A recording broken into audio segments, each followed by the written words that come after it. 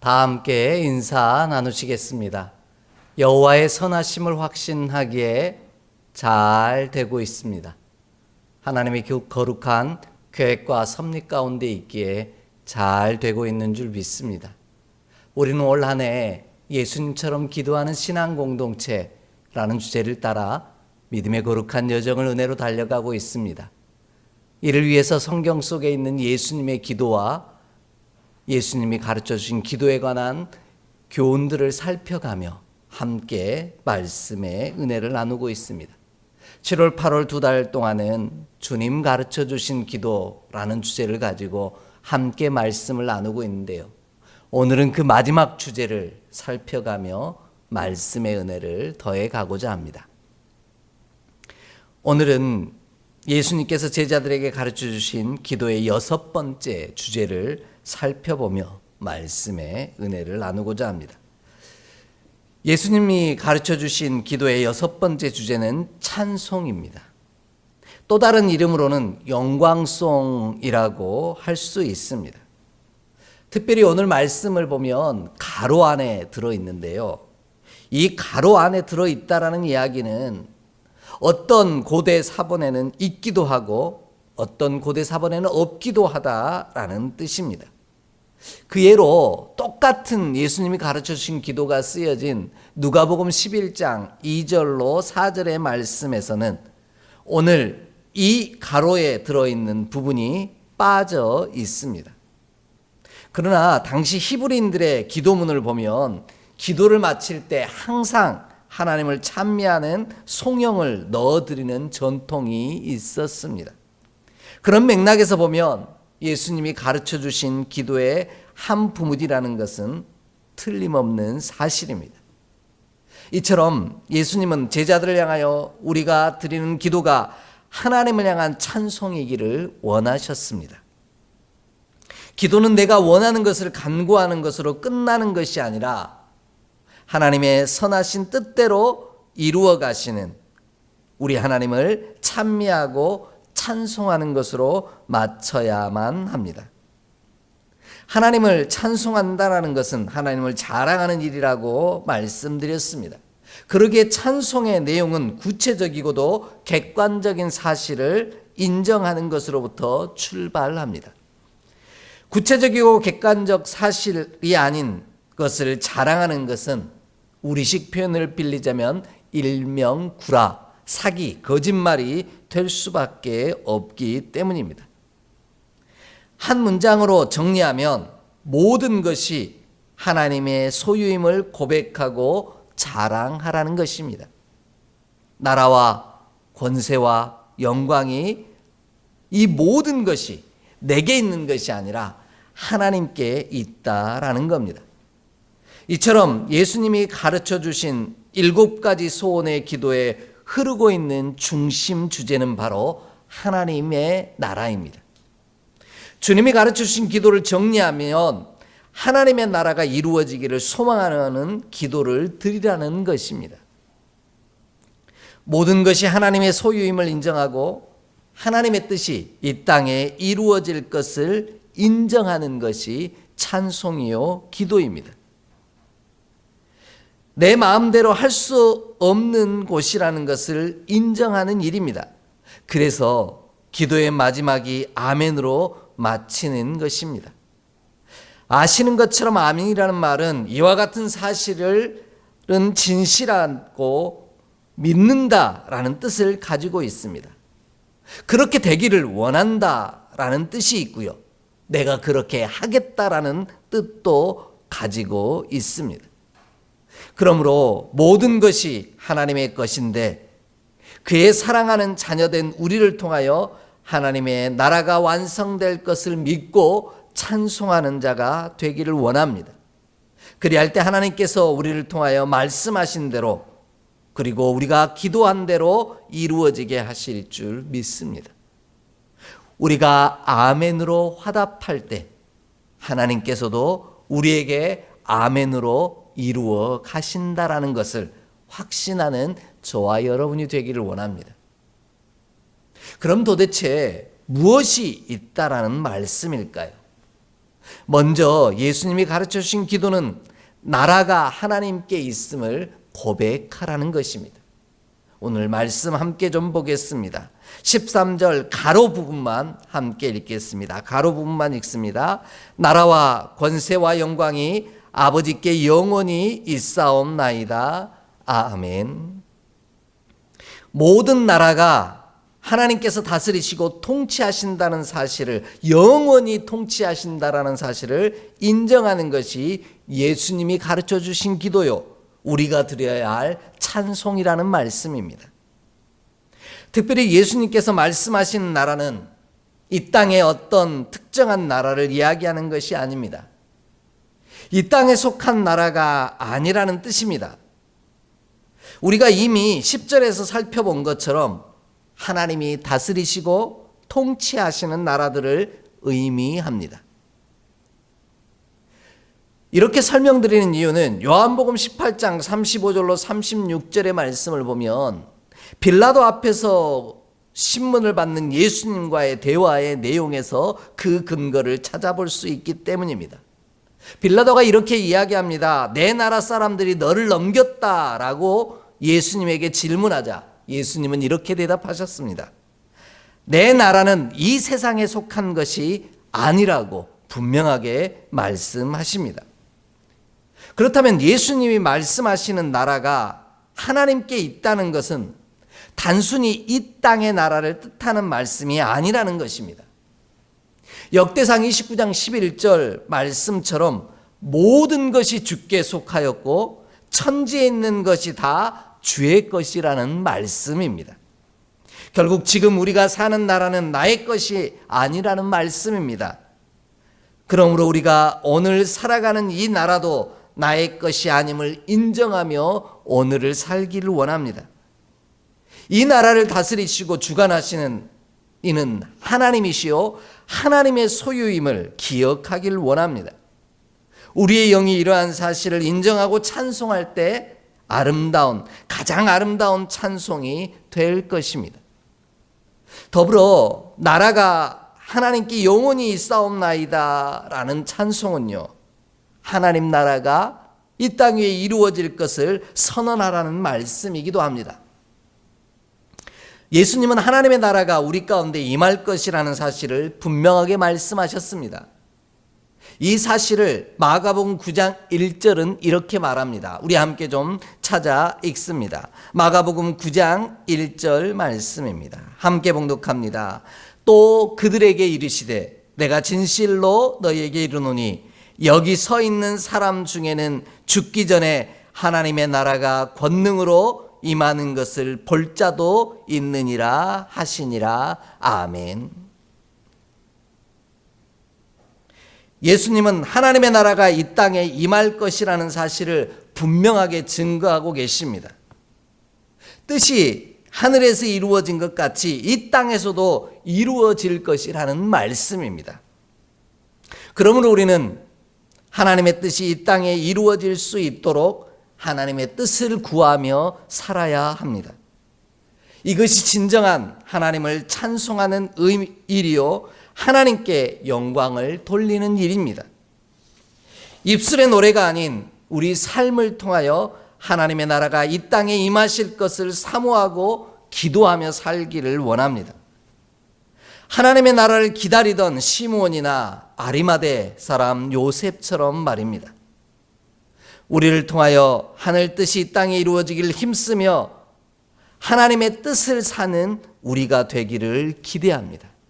그리하면 우리는 하나님을 찬송하는 자요 하나님께 영광을 돌리는 자가 될 것입니다. 그로 인해 우리는 하나님이 창조하신 목적을 이루는 기도를 드리는 믿음의 귀한 주의 백성이 될 줄 확신합니다. 이 놀라운 은총을 기억하며 오늘 하나님이 다스리시고 통치하시는 나라가 우리 안에 그리고 우리를 통하여 이 땅 가운데 이루어져 가기를 함께 간구하는 주의 백성 되기를 간절히 소망합니다. 두 번째로요, 예수님이 가르쳐 주신 기도는 권세가 하나님께 있음을 고백하라는 것입니다. 다시 한번 13절을 우리 함께 읽겠습니다. 가로 부분만 읽는다고 말씀을 드렸습니다. 나라와 권세와 영광이 아버지께 영원히 있사옵나이다. 아멘. 모든 권세가 하나님께 있다라는 말은 모든 능력이 하나님께 있다는 뜻이요, 우리의 것인 양 착각하며 살아가는 모든 권세도 하나님으로부터 온다는 뜻입니다. 모든 권세가 능력이 하나님께로부터 온다는 사실을 인정하는 것이 예수님이 가르쳐 주신 기도요, 우리가 드려야 할 찬송이라는 말씀입니다. 우리에게 있는 권세도 하나님으로부터 출발한 것입니다. 이는 어둠의 권세자들과 우리 곁에 있는 사람들을 두려워할 이유가 없다는 뜻이기도 합니다. 오직 모든 권세와 능력의 주인이신 하나님만 두려워하면 되기 때문입니다. 이런 사실을 누가복음 12장 4절부터 5절의 말씀은 우리 가운데 분명하게 증거해 주고 계십니다. 우리 함께 찾아 읽겠습니다. 누가복음 12장 4절로 5절의 말씀입니다. 함께 봉독합니다. 내가 내 친구 너희에게 말하노니 몸을 죽이고 그 후에는 능히 더 못하는 자들을 두려워하지 말라. 마땅히 두려워할 자를 내가 너희에게 보이리니 곧 죽인 후에 또한 지옥에 던져 넣는 권세 있는 그를 두려워하라. 내가 참으로 너희에게 이르노니 그를 두려워하라. 아멘. 예수님은 친구된 우리가 진짜 두려워해야 할 권세를 가지신 분이 누구인지를 우리에게 증거하고 계십니다. 그분이 바로 하나님이시라는 거죠. 모든 권세의 주인은 하나님이시요, 그러기에 하나님만 두려워하면 된다라는 것입니다. 이것이 하나님 나라를 사는 자녀의 모습입니다. 그래서 하나님 나라가 이 땅 가운데 이루어지기를 소망하며 오늘을 사는 우리의 발걸음은 세상의 권세와 믿음의 선한 싸움을 싸워 승리하는 자가 될 수 있습니다. 모든 권세의 주인이 되시는 하나님께서 우리에게 하나님의 권세를 허락하여 주시기 때문입니다. 그로 말미암아 넉넉히 이기게 하십니다. 내가 이기는 것이 아니라 하나님께서 나로 이기게 하신다라는 것입니다. 하나님이 내게 주신 권세로 모든 어둠의 권세를 파하고 멸하며 오직 두려워할 이는 하나님 한 분밖에 없음을 기억하는 우리 모두가 되기를 간절히 기대합니다. 이처럼 권세가 하나님께 있다라는 말은 하나님께서 우리에게 뜻이 하늘에서 이루어진 것 같이 땅에서도 이루어지기를 기대하며 권세와 능력을 허락하셨다라는 뜻이기도 합니다. 그런 의미에서 우리에게 허락하신 권세와 능력은 우리 임의로 사용해서는 안 됩니다. 하나님의 뜻대로 사용해야 한다라는 말씀입니다. 나의 원한과 나의 바람을 이루기 위해 사용하려고 해서는 안 된다라는 뜻이지요. 어리석은 자는 하나님께서 우리에게 허락하신 권세와 능력을 내 것이라고 착각하며 자신의 원한을 풀고 자신의 바람을 이루는 일에 그 일들을 사용해버리곤 합니다. 그렇게 착각하며 살아간다라는 것이죠. 여러분, 이런 말이 있지 않습니까? 똥개도 자기 집에서는 반을 먹고 들어간다라는 말입니다.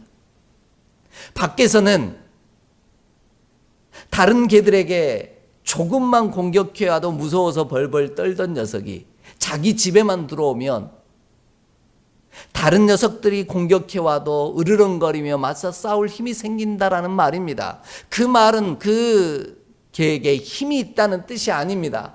그 뒤에 주인이 버티고 있기에 권세 있고 힘 있게 맞서 싸울 수 있다라는 말입니다. 이 권세와 능력은 자신의 것이 아닙니다. 하나님께서 우리에게 허락하신 것이라는 말씀입니다. 이처럼 우리에게 허락하신 권세와 능력도 내 것이 아니라 하나님의 것이라는 사실을 아는 자가 지혜로운 자입니다.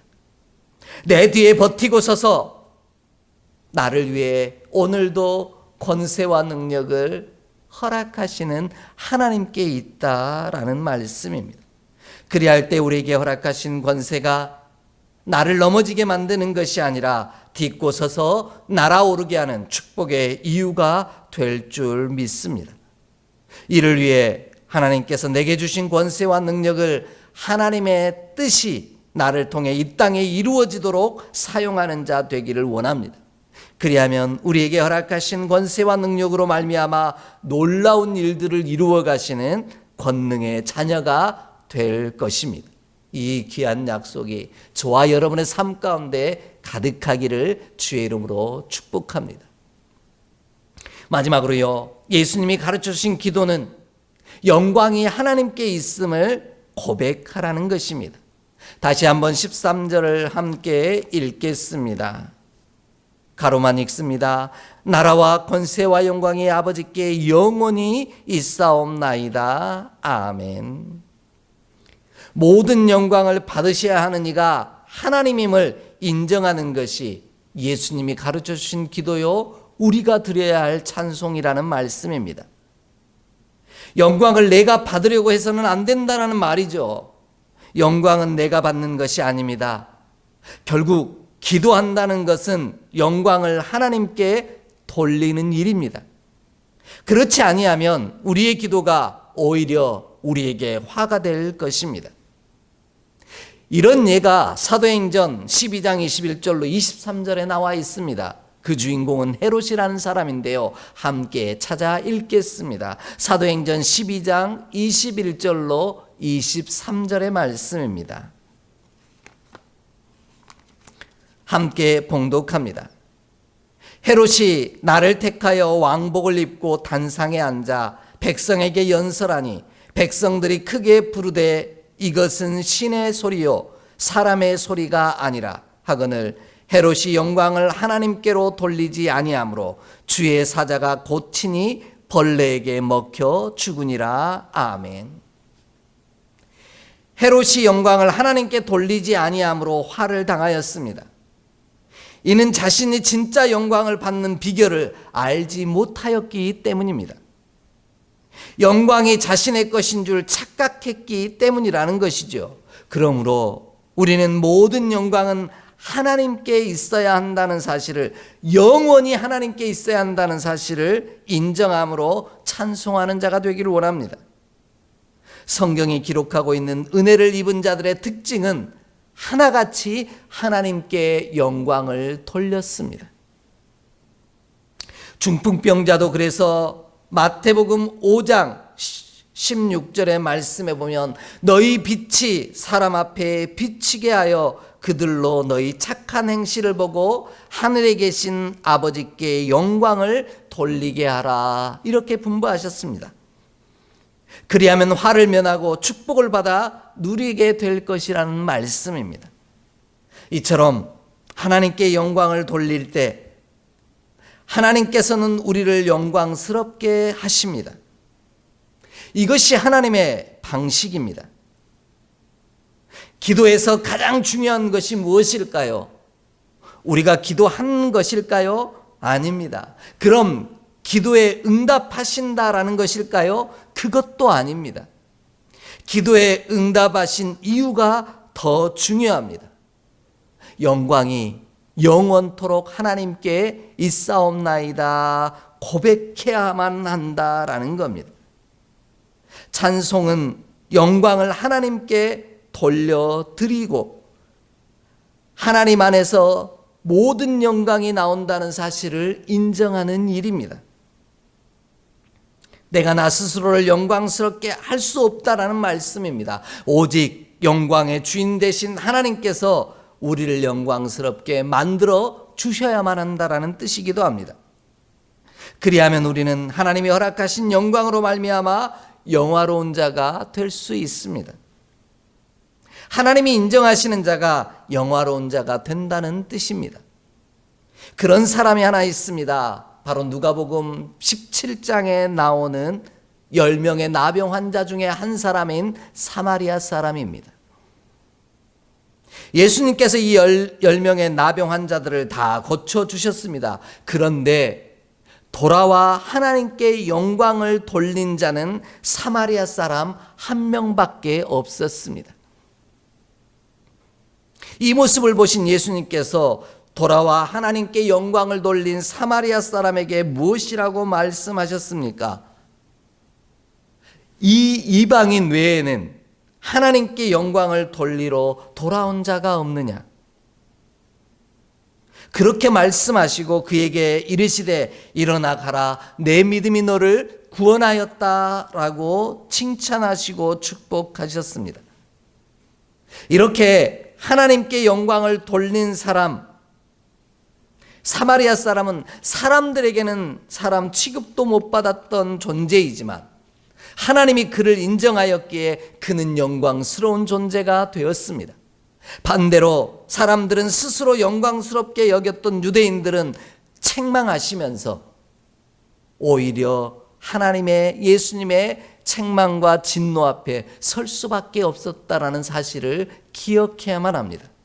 그러므로 우리는 하나님의 뜻이 우리를 통하여 이 땅에 이루어짐으로 하나님께 영광을 돌리는, 하나님을 찬송하는 자가 되기를 원합니다.